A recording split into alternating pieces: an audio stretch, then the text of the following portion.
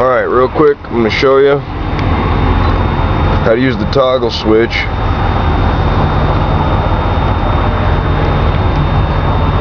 instead of the emergency brake, and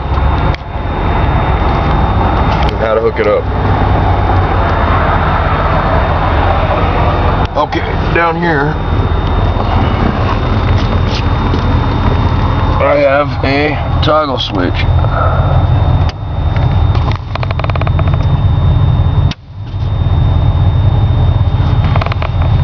From the parking brake wire coming from the back of the deck, I have it running to the positive on this toggle switch. From the negative on this toggle switch, I have it grounded out to this solid piece of metal over here.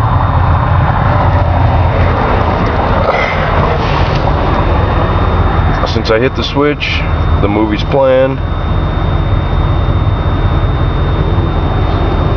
I turn the switch off.